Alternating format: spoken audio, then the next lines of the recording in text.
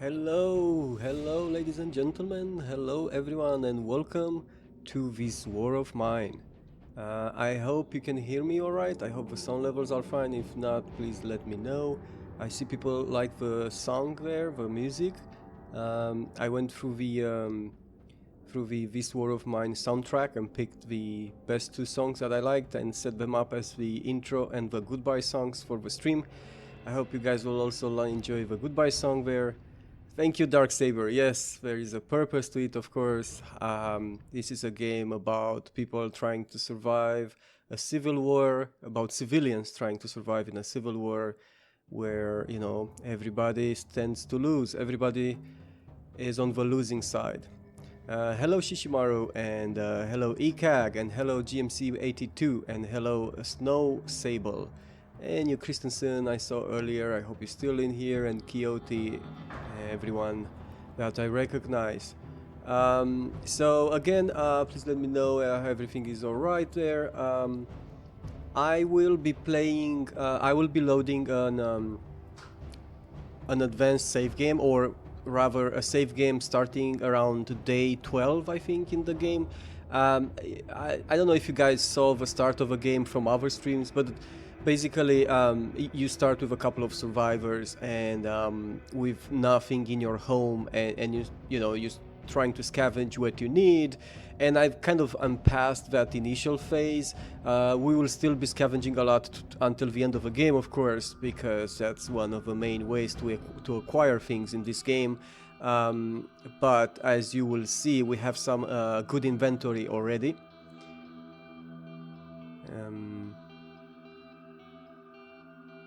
I got it and couldn't play it for months. Turned out it was a video codec issue when I could play it and didn't really like it. I see, GMC. So for me, the game is rather strange. When I saw the streams and when the game was released on GOG, I was really excited about it. It seemed like a very, very interesting game. Of course, mostly about the context for the game. You can't see it, but right now I actually have on my computer, I have as a desktop wallpaper a screenshot from the game. And then when I really started playing it, it wasn't as atmospheric as I had hoped. As you will notice probably through the stream, I am very focused on the gameplay elements of the game. I tend to be very focused on trying to beat the game, to survive, of course, in the war. And because there is so much focus on that, it doesn't end up being as atmospheric again as I had hoped. So it's not like Stalker, where simply the fact that I have to walk through a desolate land kind of immerses me in the environments and makes it gets an emotional response from me.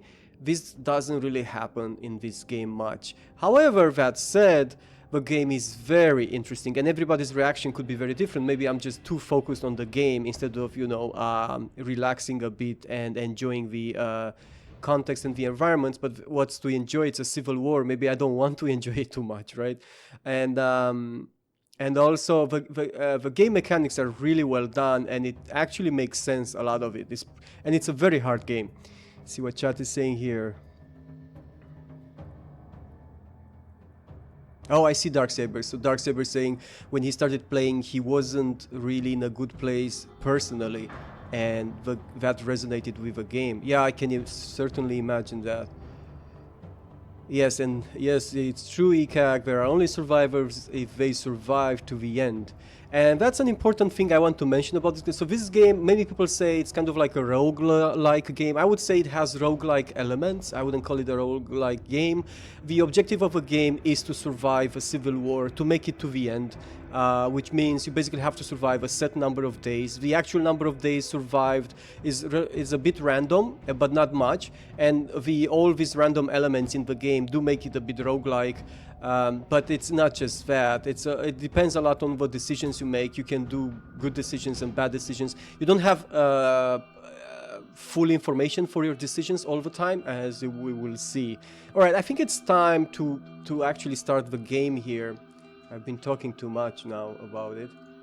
All right. So let's see how this works.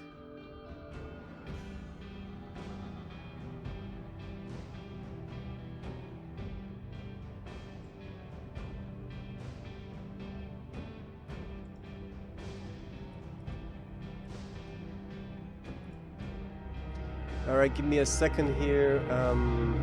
Still have a lobby song there. Okay, good. Right, so this is the main menu of the game. For those who haven't played it or haven't seen it, there is actually a link here that sends you opens a browser to donate to the War Child Foundation. That's an interesting thing that the developers did here. I don't think I've seen any other video game to do that.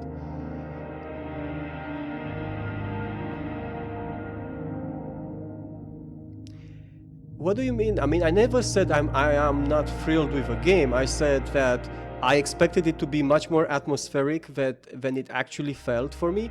And I played because I like to play the game, of course, otherwise I wouldn't play it. I do not understand your question, to be honest.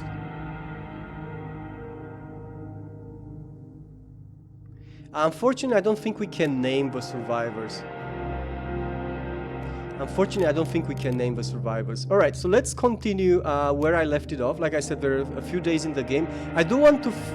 So my plan was to start with an advanced save game so that I can finish the game on stream, because you probably have seen many streams with this game, but you probably haven't seen any stream where the game ends. And, you know, that's not just because of skill of playing the game, but the game takes...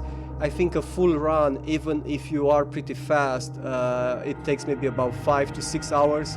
So that's why I prepared the save game here so that we can save some of our time and maybe get to the end of it. But I'm not sure. I think the save game is not afford enough to be able to finish the game until the end of the stream. But we'll try.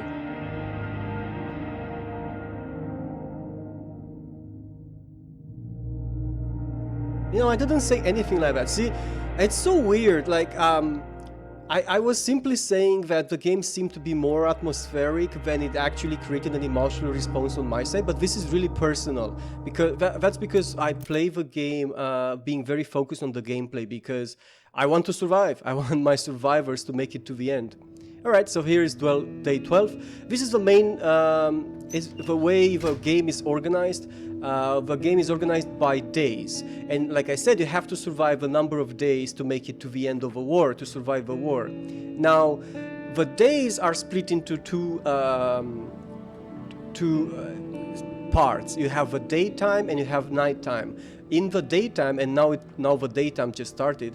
In the daytime, you and your survivors are all in the house, in the shelter that the survivors use, and you have access to eat, and I mean you have access to gameplay elements such as eating, cooking food, making all sorts of tools and benches and appliances in the house, so that you can make other things that you may need or you may trade to get food and everything you need. So actually this is what I want to talk about. The two factors that I found in this game which essentially make you die, you know, which you need to constantly try to deal with in order to survive to the end. The two factors are food, and the second one is raids. So every day your survivors need to eat. If they don't eat, they get hungrier and hungrier. After a number of days of not eating, they become starved, and then they barely move around, so they're not much useful for doing anything with them. And after a few more days of being starved, they simply die. Right? And that's bad, of course. So we need to make sure we always have food and we can prepare food for them every day. The next thing that we need to worry about is the raids. But let me first talk about the nighttime, and then I'll tell you more about the raids. Like I said, so in the daytime you eat and you make things around the house in your shelter, and you can sleep off if you're tired from the night, if for some reason you haven't slept through the night. In the nighttime, what you do is you have a couple of options. You can stay home and just sleep in the bed. You can stay home and guard the shelter, so you stay awake, to guard the shelter. And you can only one of your survivors can be sent out to try to scavenge by going to some new location. And we will see exactly what that means, because there is a bit of sneaking mechanics there involved, and there is even combat if you want to do that. But because you have the character scavenging, he doesn't sleep. So when the character gets back home after having scavenged one night, then he needs to be put to sleep to not become very tired. And then when they're very tired, they can't move around much, and again become useless, just like when they get starved. And also the survivors that you have set to guard the shelter at night, they will also be tired. So you want to put those guys to sleep off the night. The only survivors that aren't tired at the start of the day are those that have slept through the night. Okay, so now a new day has started, and Pavle has just returned from a scavenging night, and he brought all these goodies with him. And now, because he just returned from scavenging, I will order him to go and sleep off the night in a bed here. And then I have this character which was used to guard the previous night, Katya, and I'll order Katya. You can see now she's very hungry and she's tired. So I'll order Katya to sleep off the night. And what else? We have Zlata, and also she's very hungry and tired. She also was a guard this previous night, so I'll order her to sleep off the night. The only guy that isn't tired is this guy, Bruno. He's very hungry and sad. Okay, before I do anything else, let me go and start the radio. The radio is a type of appliance that you can build in this game, and then you can use to get news from various parts, like what is happening in the city, how the weather will be, and you can listen to music. And I use it to listen to music to bolster the spirits of my survivors. So right now I'm going to check the weather. So it says that the upcoming days are still warm, so I don't have to worry about any heating solution. Then there's some classical music here. Let's see. Apparently, cigarettes and tobacco are used as currency in Pogoron, which is the city under where the action happens, where the civil war is taking place. Let's see. More news. People are scouring the streets and abandoned houses for everything that can be eaten, burned, and traded. Yes, I have my people do that every night. If aid doesn't reach the city soon, the situation will become dire. And what else? We can listen to some nice music here. I like there are two radio stations for music. One is playing classical music and one is playing kind of rock and alternative rock, and I usually like to listen to the rock station more. So let's keep it on the music station so that it bolsters the morale of our peeps. Right, so back to Bruno. Now let's look at the biography of every one of our characters. Let's see what chat is saying. Morinda says, what's that? Okay. Hey Varskey, I like the game a lot. I finished it twice already, and I'm doing a third run now. I've loaded a save game, not from the beginning of the game, because I want to finish the game on stream if we have time for that.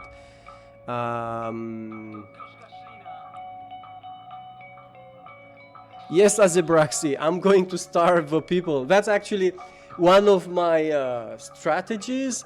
Is I'm not going to be too paranoid about getting food every day. If I can get them food once every 3 days or so, I should be fine. And that allows me to focus on other things, which I think are more important long-term, strategically, to do in the home. Now let's look at the biography of Bruno. So he's a good cook. That means he can cook food and also, I think, alcohol. He can make moonshine by using less resources than otherwise would be needed. And his biography is, before the war I used to own a restaurant. I even had my own TV show, Bruno's Cuisine. I'm sure you've seen it. Oh, I'm sure I did. I visited beautiful places where I was filmed cooking exquisite dishes. All that seems of no importance now, don't you think? Nowadays you're lucky if you get your hands on some canned meat or a bag of rice. And who knows how long this war is going to last. That is true, Bruno, that is true. We're having a bit of a diary here for every one of our survivors. Things that have happened. You can see I've almost starved them a couple of times already. He's always looking for food. And he's a smoker. Because he's a smoker, that means he consumes a number of cigarettes every day, if you have cigarettes in your inventory. If not, that slowly but surely affects his morale. So that's why he's sad, because I didn't have cigarettes for some time until very recently, and that affected his morale. Also, morale is affected by what you have your characters do or what is happening to the group. If you're, for example, refusing to help a neighbor that is asking for help, or if you're helping them, of course that will benefit the morale of the people. If you go and rob other people, or if you kill and murder people in order to survive, that also may affect the morale. And in one of my previous runs, one of the failed runs, I have like maybe about 5 runs where I didn't complete the game. I had one of my characters actually committed suicide. That was really depressing. I didn't think the game would do that to me. I felt like this whole morale thing was kind of a gimmick, and I mostly ignored it. I was like, screw you guys. So what if I murdered some guys to get some food? Who cares about that, right? And my guys were getting more and more depressed, and I ignored it. And then one of them just hangs himself over the night. And I was like, oh my God, I guess I shouldn't do that. Alright, so that's Bruno. Let's look at Katya. That's another character with which I started this run. And Katya is a coffee drinker, so she doesn't need cigarettes every day, but she needs coffee, otherwise she gets slowly depressed. She has bargaining skills, which means she's very good at trading with other characters, so we'll be using her for all our trading needs. I grew up in this city, but went abroad to study and started working as a reporter. I'd been away for years. When the troubles escalated into a war, I was picked to write reports on it. I'd have volunteered anyway. I was so anxious to get to check on my parents, but it was too late. I found my house in ruins. My family had disappeared. I've been looking for them ever since. Alright, so she came back to the city to look for her family, and I guess she got trapped here by the war and everything, just like everyone else. And she's concerned that some of her friends are hungry. Yes, well, everybody's hungry. We have to deal with that. So that's Katya. Let's see. Let's see Pavle. So Pavle is a fast runner. So when you double click in the game, your character will run towards its destination, and this guy apparently can run faster. Not such a huge advantage. I don't know. I don't see how that would help much. He, however, isn't a smoker or a coffee drinker, so he doesn't have any addictions that may affect his morale. Let's see Pavle's biography here. Oh, Morinda. So they have effects in the outcome at the end of a game, but those effects actually depend on what I did through the run. So I'm not sure yet what I'm doing wrong, but so far in the 2 runs where I have successfully finished the game with all my survivors surviving, in both occasions my survivors didn't have a happy ending to their story. So like in the case of Katya, who is looking for her family, it would say something like, well, she kept on looking for her family, but she never found them, or something like that, right? So you get an ending to their backstory, but there are no events in the game, to my knowledge, that links to their backstory. However, I think things that happen in the game, like the fact that they're depressed too much, or the fact that they are starving too much, as I'm starving them right now, I think those things do affect the outcome, if it's happy or not so happy ending for them. Because, like I said, twice so far I got very sad endings, and then I was curious. I looked at a walkthrough on YouTube, and I saw this guy. He didn't get I got sad endings in my game, and I saw this guy. He didn't get sad endings. He got happy endings, and I thought, okay, then it must be related to what I am doing in the game. I'm doing something wrong. Maybe it's because I'm starving them. But no, there are no like direct connections with events in the game and their backstories. So anyway, so Pavle's backstory: before the whole mess began, I lived with my wife and son in the better part of the city. I haven't seen them in a long time. I hope they're okay. I'm not doing so well, as you can see. Who needs football players during the war? So he's a football player. I guess that's why he can run fast. Nobody cares about sports when every day can be their last. So I scavenge the ruins like everyone else, hoping for the best. That is true, Pavle. However, you are fit, you are healthy, you are young, and actually this does matter. Some of the characters get sick more often than the others. Pavle, for example, gets very rarely sick in this game, from what I've noticed. Also, each character, it may not result so from their backstory, but each character has a moral compass. So some characters get easier depressed if you rob and murder people than others.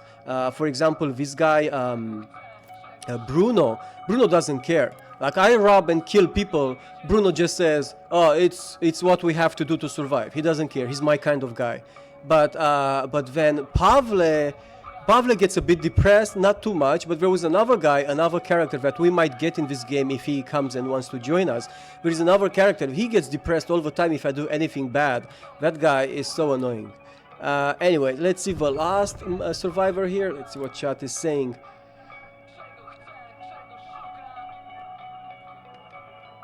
Alright, Kilgore Trout, have fun. Please be back. Yes, I may go longer because I want to finish the game, and it may take at least 4 hours from now.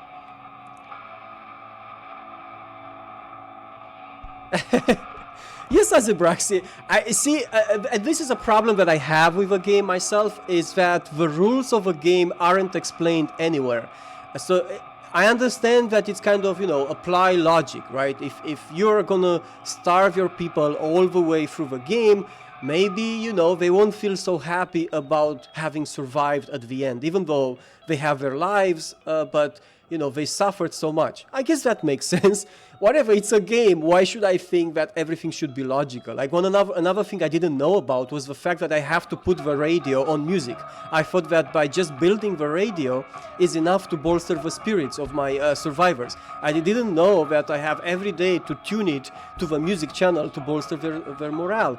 And that is, like I said, there are all these things in the game that you just don't know. You have to play through them and discover them yourself. And that's a thing that I'm not a big fan of in a way, but it's a big part of rogue type of games. Their mechanics are explained by trial and failure. And of course, trial and failure itself is something that you have in almost every other game. Without trial and failure, it's not like you're not gonna have a manual that explains everything you need to know about the game. That way the game is no fun anymore because you can't discover anything that may surprise you, right?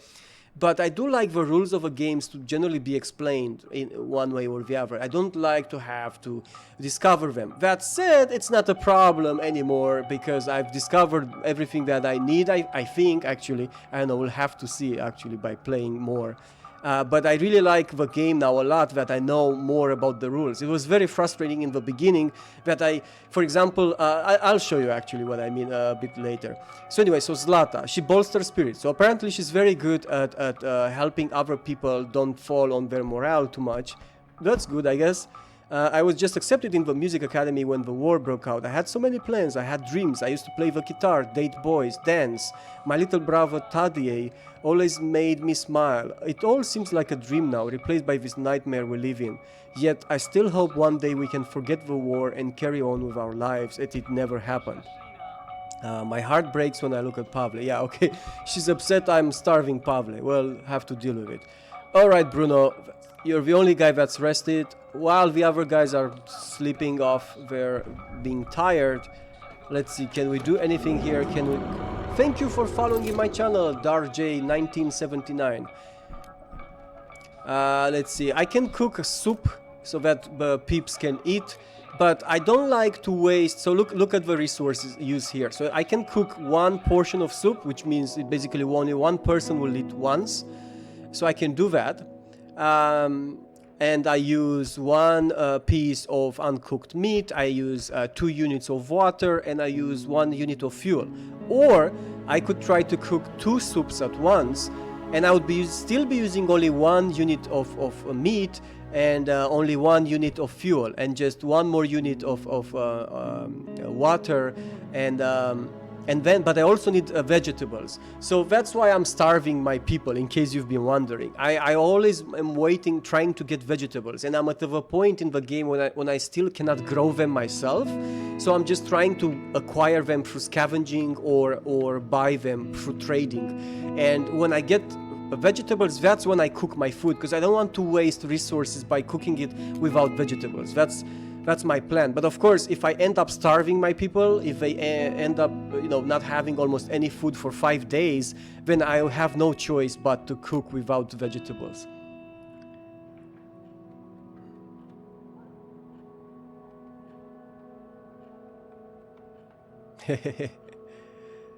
Yes, GMC, I can do that.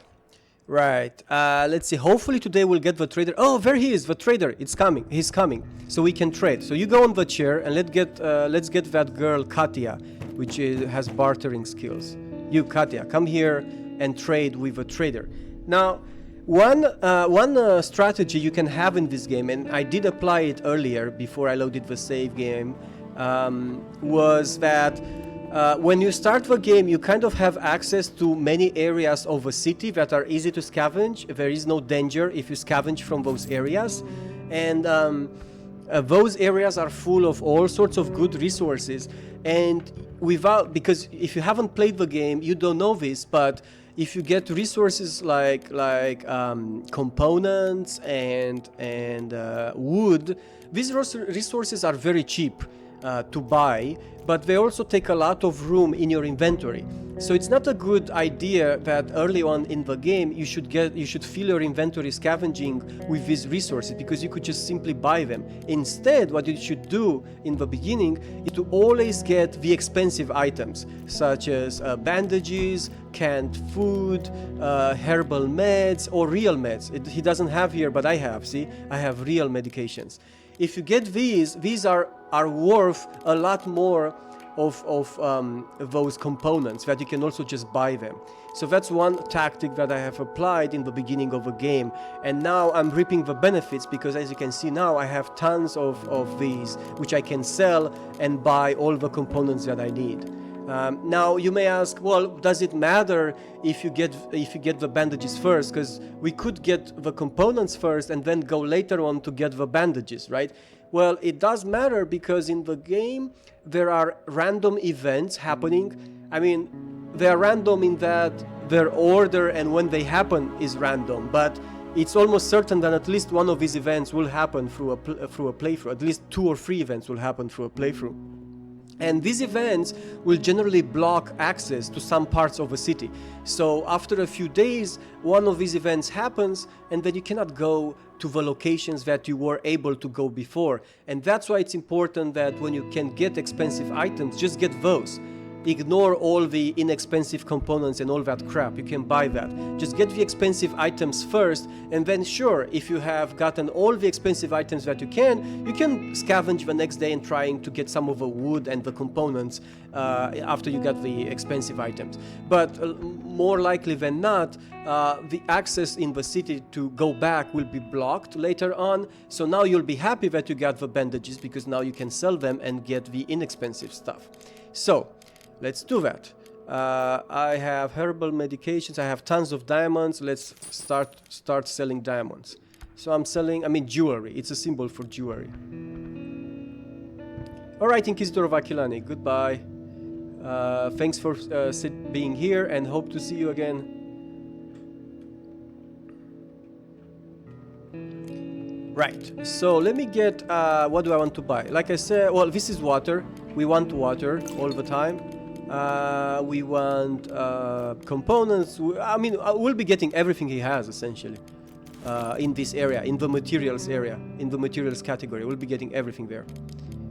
So let's see, it won't do. So let me give you another diamond. Is it better now? All right, it won't do, but let's drop what we're buying a bit. until he's okay. All right, he's okay. Let's deal, and let's deal again. I have more diamonds. Give me more of a stuff. Give me wood, won't do. Okay, one more diamond, and give me yeah, give me the weapon parts. And let's see, can I get more? Oh, we can get more. Right, won't do. Alright, I think that's good. Let's trade more.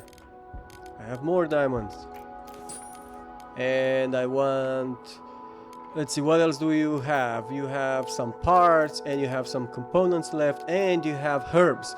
The herbs are really cheap and can be easily used to make these things.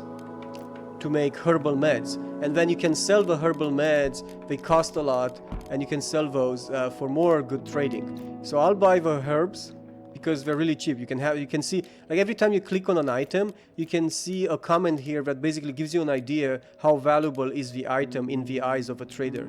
So you can have it for almost nothing. Obviously it's cheap. This thing, it would cost you, and all other degrees in between that. And let's see, let me get that. He doesn't like it, he wants more. Well, what should I give him now? I could give him the moonshine, but I think I will need to start stocking up moonshine. Oh no, because I can make moonshine easily if I need to. Alright, so I'm gonna sell you the moonshine and give you more of a stuff here. Let's see. Fine, we can have a deal. Let's get some sugar. Okay. So in general, I'm trying to get the maximum that I can out of the things that I'm selling, and the way to do that is to use cheap items to try to get to the point where he rejects the deal. And for example, like cigarettes are very cheap. See, and I'm at that point now. Even if I get one cigarette, he says it's too much. So it's good. It's a good deal. What else? Does he have anything else I'm interested in? I won't be buying these because I mean, I could buy cigarettes, but I have my own cigarettes. I could buy those. All right, let me get sell you one herbal medicine and give me these. Let's see, can I get cigarettes? All right, so I could get one more cigarette. All right, good. We're done here. We got everything we wanted from him. Alright, Katya, you're tired because I woke you up to go to this trader. Go back and sleep off the night. Pavle is very hungry and he's not tired anymore. What about Zlata? Zlata is still sleeping.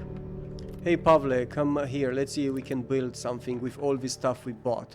And now, this is where you interact with objects that you can, you know, build things or build appliances. So let's see, I can make beds and armchairs and chairs. I can make a heater. We will need this when the winter comes. I can make a rainwater collector to make water. But in order to make water, you require to have filters like this. And in order to make filters, you have to consume 3 components for each filter made. So making water is not like, you can do it if you really don't have any other choice, but it's not a good way to get water in this game. The best way to get water in this game is to scavenge it or to simply buy it from traders, because water is very cheap, so you can buy it in industrial quantities, as long as they have it, of course, in stock. If not, then we'll have to make some water ourselves. What else? I already have a stove. It's an advanced stove, actually. I don't have a herbal garden. This is the object that would allow us to grow our own herbs, and later on, if we upgrade it, we can make vegetables with it. But that will happen towards the end of the game, because we need a lot of resources for that. Herbal workshop, did I make that? I think I made that. Yeah, see, I have it here. So I already made the herbal workshop. I can make a moonshine still. And then we can make our own moonshine. It will require sugar and water. But I don't think I have that much water to start making moonshine yet, right? If I look at our inventory here, I have 27 water. That's not a whole lot. Yeah, I would need about 50 probably to start making a lot of moonshine. And I don't need it. Like, I would make moonshine maybe to trade or just to distill it to make pure alcohol. With pure alcohol, you can make medications, but that we can do later on. So I won't be making moonshine now. What else? What else? We cannot make another trap. I have already. You can see here. It says you have 2. I already have 2 traps. I use those to trap rats, which become our meat. Those are the source of our food every day. It's capturing rats. Yes, I know it sounds pretty bad, but apparently, if you cook it with some vegetables, it's just soup. Pretty tasty. Everybody likes it. And I already have a maximum number of those. So I can't make more. Alright, so I don't think I need anything there. I could upgrade it, or I could upgrade the stand, the workshop stand. Do I have some? Oh, okay, right. So now saw blades are an item that you can use in the game when you scavenge in order to open areas that are protected by a grilled by a grill. I mean, it looks like a door with a grill view or something like that. And you can cut your way through using a saw blade. They are consumable, so when you use a saw blade, it gets used up, it gets destroyed. And that's why I have to make sure every day, if I don't have one, to make one, because I may need it at night when I scavenge. I already have a crowbar. I use crowbar to open locked containers. I already have a hatchet. You can use the hatchet as a weapon, or you can use it to destroy furniture and to get wood and fuel out of it. We can make lockpicks. Lockpicks are like crowbar in that you can open locked containers, but they are silent. The crowbar makes noise when you open, so if you're trying to sneak around and you're close to an enemy, they will hear you using the crowbar. We also have a shovel. The shovel is useful for like digging up rubble and stuff that is blocking your way. You can use your hands to do that, but it takes about 5 times more time to do it. We can also have we can make weapons. I already have a helmet, and I cannot make these. I have a knife already. I use it to defend at night when I'm guarding. I could make one more, but I think we will just scavenge one second knife. I don't need to make it. Alright, so let's make the saw blade. That's what I said, because I need it at night.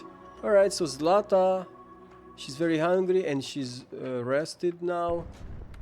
Unfortunately, we don't have vegetables, and that guy, the trader, didn't have any vegetables, so that's bad. That means tomorrow I'll likely have to either start eating canned food or to use some of the meat to make single soup units, which is not very effective, but I have no choice. Let's see, Bruno, can you make more cigarettes or something here? These two above are the traps, the rat traps. They're showing that we're waiting for rats to be trapped there. When there is a rat trapped, it will show differently. Yeah, this is a city under siege. They can't get anywhere. They have to survive with the things they can scavenge or make themselves. So we could make bandages if we had pure alcohol, but we don't. Now, bandages are really expensive, and when we get to the point where we can make bandages, that's awesome. And as you can see, other than using pure alcohol, which I don't have, it's not using a whole lot of resources. I mean, with a single bandage, you can buy about 10 times more than this, I think. So it's a pretty good deal. We can't make more cigarettes. Yeah, I already have 27. I made it yesterday, I think. I need more tobacco to make them. We can't make herbal medications. So herbal medications only take pure alcohol and herbs. So it's kind of like bandages, but bandages also use components. And between bandages and herbal medications, I prefer to make bandages myself, because the additional components are more than paid off by the higher price of a bandage versus herbal medications. We can make homegrown tobacco out of herbs, but that allows you then to make rolling cigarettes, which are pretty bad. I like real cigarettes to give to my people. I mean, I'm not a smoker myself, of course. See what chat is saying there.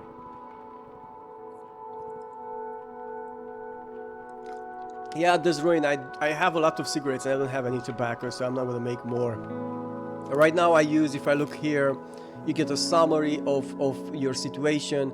our shelter feels almost like home, giving us relief and helping us regain composure. So I've done a lot of things I guess we're happy with. We only have one chair, we have beds, and we sleep in decent conditions. If someone gets sick or wounded, they'll have a place to rest. We've made a radio and we like listening to it. Zlata is a blessing. Whenever she notices that someone is sad, she consoles them. Oh, that's great. We're glad to have some books. Reading helps forget the horrors of war.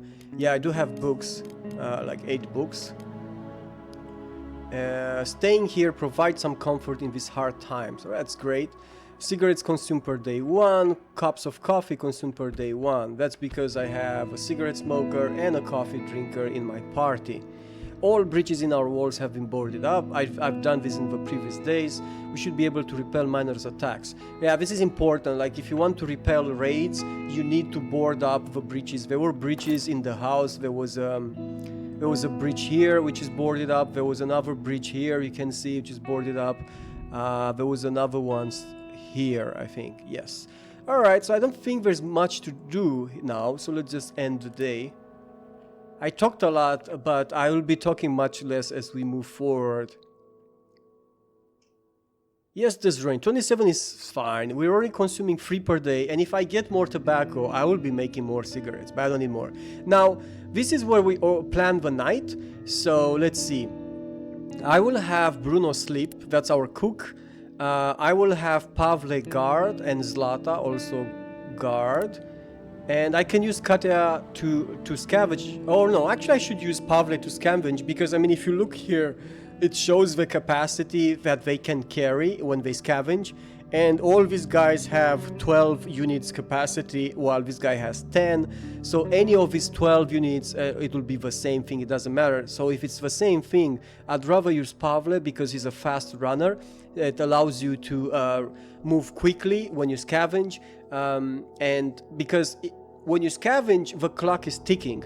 If you don't return to the exit point from that area by the coming of daytime, then you might get hurt returning home, and you get home later on. You don't get home early in the morning, so you don't want to do that.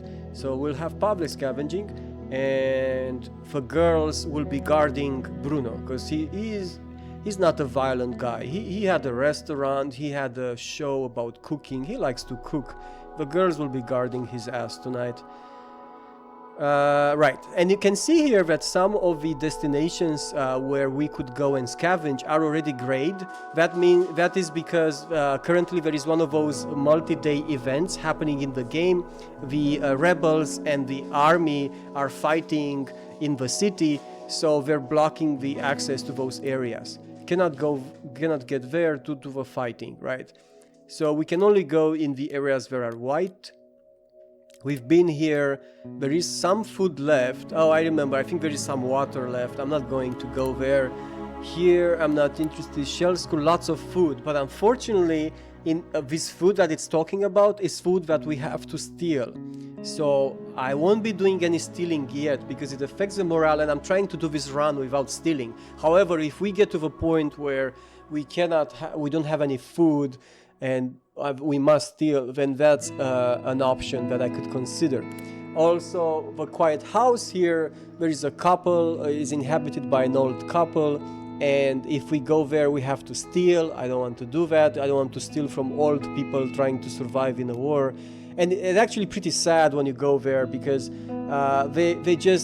they're afraid, and they don't attack you. They just, they're desperate and can't do anything while they watch you steal their food. It's really terrible. I've done that. I'm not gonna do it again. Hotel. Pugoran Travel Agency used to own this small yet luxurious hotel. The owners fled the city just before the siege, along with a foreign journalist who had been staying here. Someone moved in there recently and spread the news that he was willing to barter. Maybe he has something useful. Okay, so I could barter. I could definitely barter. Yeah, let's do that. So I'll get Pavle, and we will try to barter. That means we need to have something to barter with. And I don't have any more diamonds, right? And I could barter some of the herbal medications. And let's maybe a bandage. This should be enough to fill our inventory with things we can barter for.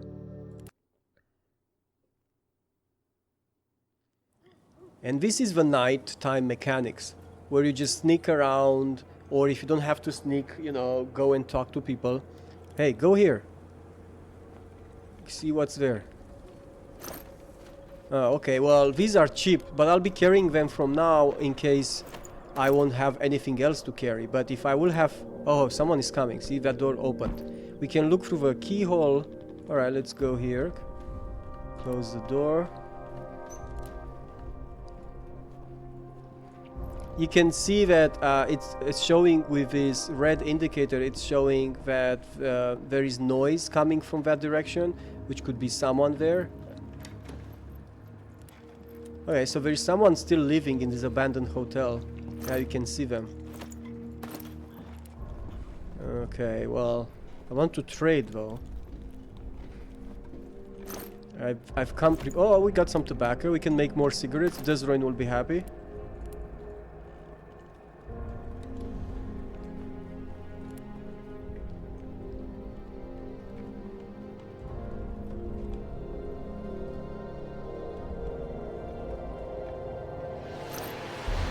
Alright, so I just filled my inventory with all these cheap products.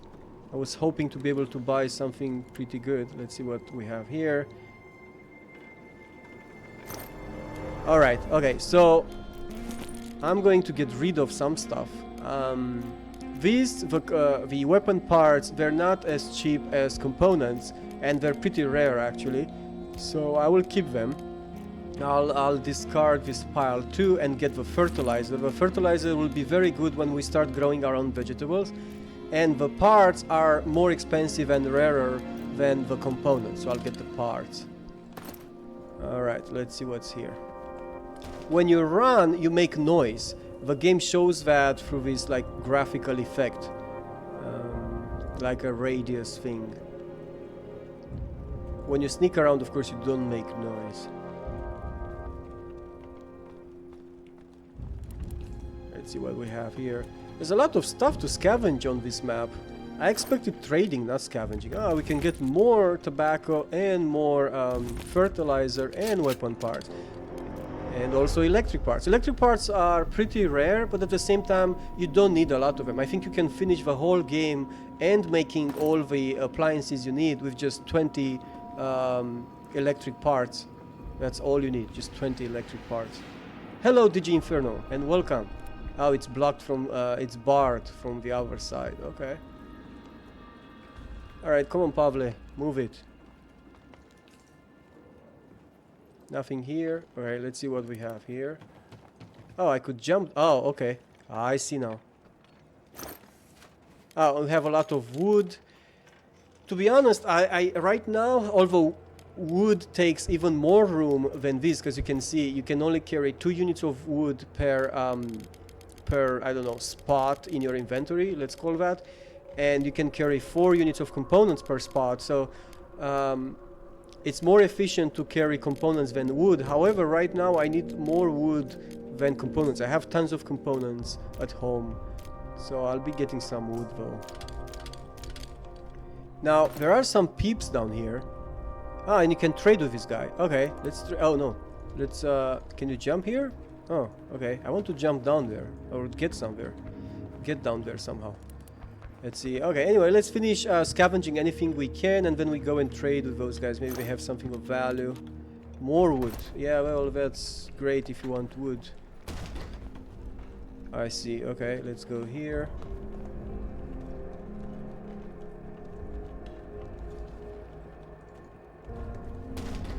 Alright, more scavenging. And we have this door here is the kind of door that you can remove. I mean, you can unlock using the saw blade, but we don't have a saw blade with us. Let's get. Oh man, I selected the right things here because you see we're stacking them, so that's good.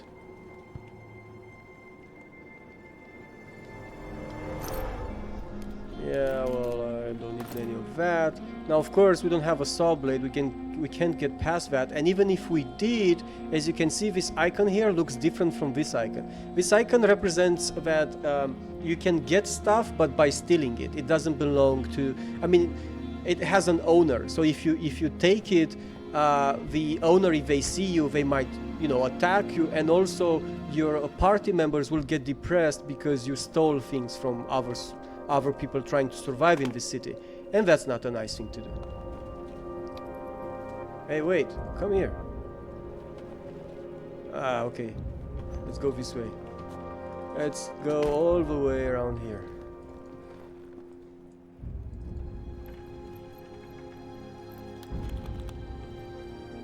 Hey, Kag.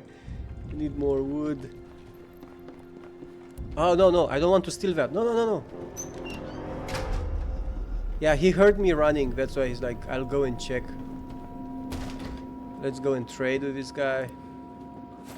Right. See, we can trade with Ciorba. That's a funny name. Ciorba is a word in Romanian that means a specific type of sour soup. It's a somewhat close. I mean, it's not that close to the actually to the Russian borscht. Although we do also use the word borscht for it, but the recipe is quite different actually. It's a Turkish recipe. Anyway, so this guy does he have anything interesting? Oh, okay. So, I mean, I wanted to trade, but there is no point because he doesn't have anything interesting other than just some bullets. I mean, sugar, I don't need more sugar, and wood and components, I can't carry more, and I have so much to scavenge around here. I have more to scavenge than I can trade from him. And he also sells some coffee and medicine. I don't need to buy medicine. Medicine is expensive. So actually that was useless. The fact that we used 2 of our inventory slots with bandages and herbal medications in order to trade them was a bad idea because we won't be trading anything. Not interested. Let's see, anything else interesting to... Come on, go up here. What are you doing? Oh, I see. You cannot use the staircase at the same time? Is that it? Okay. Open the door. What are you doing? Okay. The door is locked.